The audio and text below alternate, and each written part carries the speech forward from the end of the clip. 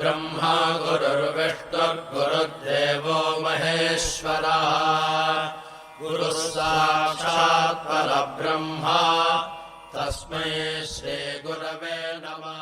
1982 പൂർവ്വജന്മത്തിൽ യോഗഭ്രഷ്ടന്മാരായ 12 പേരെ അവരുടെ തപസ് പൂർത്തീകരിക്കുവാൻ ഭഗവാൻ ബാബ അനുഗ്രഹിച്ച് ഹിമാലയത്തിലെ നരനാരായണ ഗുഹയിലേക്ക് അയച്ചിരുന്നു. അവർ പോകുന്നതിനു മുമ്പ് അവർക്ക് ഭഗവാൻ ഒരു അക്ഷയപാത്രം സൃഷ്ടിച്ചു നൽകിയിട്ട് പറഞ്ഞു. ദ്വാപരയുഗത്തിൽ സൂര്യഭഗവാൻ പാണ്ഡവന്മാരുടെ പത്നിയായ ദ്രൗപദിക്ക് ഒരു ദിവ്യപാത്രം നൽകി അനുഗ്രഹിക്കുകയുണ്ടായി. ഈ അക്ഷയപാത്രം 5 സഹോദരന്മാർക്ക് ഭക്ഷണം കഴിക്കാൻ മാത്രമല്ല ഉച്ചഭക്ഷണ സമയത്ത് എത്തിയിരുന്ന ബ്രാഹ്മണന്മാർക്കും അതിഥികൾക്കും ഭക്ഷണം നൽകാൻ സഹായിച്ചു. ആ പാത്രം ദിവ്യമായതുകൊണ്ട് അവിടെ എപ്പോഴും ആവശ്യത്തിന് ഭക്ഷണം ഉണ്ടായിരുന്നു.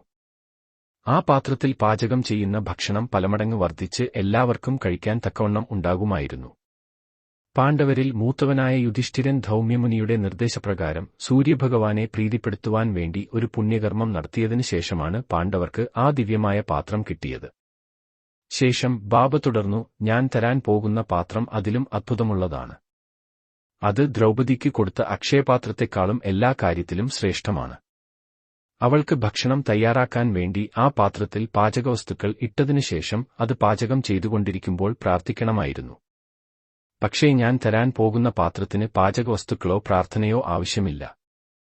എപ്പോൾ നിങ്ങൾക്ക് വിശപ്പുണ്ടെന്ന് ഞാനറിയുന്നുവോ അപ്പോൾ എന്റെ ദിവ്യമായ സങ്കല്പത്താൽ ആവശ്യമുള്ള ഭക്ഷണം അതിൽ തന്നെത്താൻ എത്തുന്നതാണ്. ഭക്ഷണം മാത്രമല്ല, പാൽ, പഴനീർ കൂടാതെ നിങ്ങൾക്കാവശ്യമുള്ള എല്ലാം ഈ പാത്രത്തിൽ നിന്ന് കിട്ടും. ഇതുമായി ഏകാന്തമായ ആൾതാമസമില്ലാത്ത ഹിമാലയ ഗുഹയിൽ പോയി എന്റെ നിർദ്ദേശമനുസരിച്ച് പരമോന്നതമായ ധ്യാനം ആചരിക്കുക.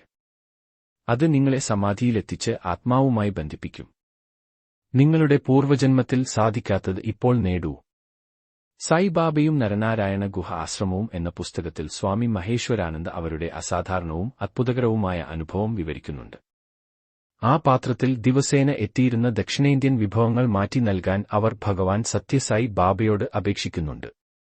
കൂടാതെ നല്ല സ്വാദുള്ള ആ വിഭവങ്ങൾ കഴിക്കാൻ അടുത്തുള്ള ആശ്രമങ്ങളിലെ സന്യാസിമാർ എത്തുന്നതും അതിൽ വിവരിക്കുന്നുണ്ട്.